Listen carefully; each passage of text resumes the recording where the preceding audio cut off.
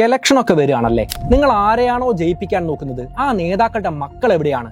അവർ വിദേശ യൂണിവേഴ്സിറ്റികളിൽ പഠിക്കുകയാണ്, അല്ലെങ്കിൽ വലിയ ബിസിനസ്സുകൾ മാനേജ് ചെയ്യുകയാണ്. അവർക്ക് കൃത്യമായ വരുമാനമുണ്ട്, ആസ്തിയുണ്ട്, ഭാവിയുണ്ട്.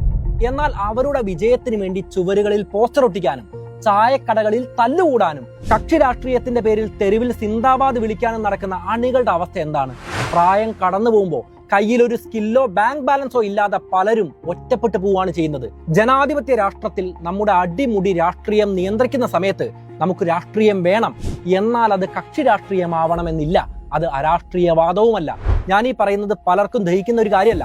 ആര് വിയോജിച്ചാലും എനിക്ക് യാതൊരു പ്രശ്നവുമില്ല. കാരണം ഇക്കാര്യങ്ങൾ ചിന്തിക്കാത്തവരുടെ ജീവിതം മെച്ചപ്പെടാൻ വേണ്ടിയിട്ടാണ് ഞാൻ ഈ കാര്യങ്ങൾ പറയുന്നത്. അത് കേട്ടില്ല എങ്കിൽ എനിക്ക് നഷ്ടപ്പെടാൻ ഒന്നും തന്നെയില്ല.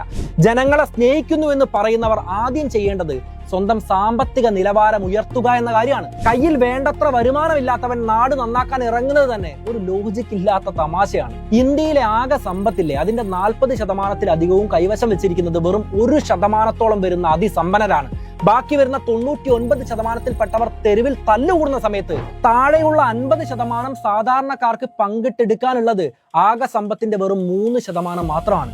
ഈ 3% വേണ്ടി തല്ലുകൂടണോ, അതോ 1% വെറുക്കാതെ അവരെ പോലെ വളരണോ എന്ന കാര്യം ഓരോരുത്തരും സ്വയം ചിന്തിക്കുക. ഒരു രാജ്യം ശക്തിപ്പെടുന്നത് ആ രാജ്യത്തെ വ്യക്തികൾ സാമ്പത്തികപരമായിട്ട് ഉയരുമ്പോഴാണ്.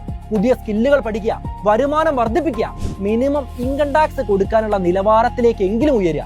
അറിവുള്ള വോട്ടർമാരാണ് ഓരോരുത്തരും ആവേണ്ടത്. വൈകാരികമായ മുദ്രാവാക്യങ്ങൾക്ക് പിന്നാലെ പോവാതെ വികസനവും നയങ്ങളും പഠിച്ച് ചോദ്യങ്ങൾ ചോദിക്കാൻ ശീലിക്കുക. ചുരുക്കത്തിൽ മറ്റൊരാളുടെ രാഷ്ട്രീയ ലാഭത്തിന് വേണ്ടി നമ്മുടെ വിലപ്പെട്ട സമയം വിട്ടുകൊടുക്കുന്നതിന് മുൻപ് സ്വന്തം വരുമാനം വർദ്ധിപ്പിക്കാനാണ് ഓരോരുത്തരും നോക്കേണ്ടത്. നിങ്ങൾ വളർന്നാൽ മാത്രമേ ഈ നാട് നന്നാവൂ.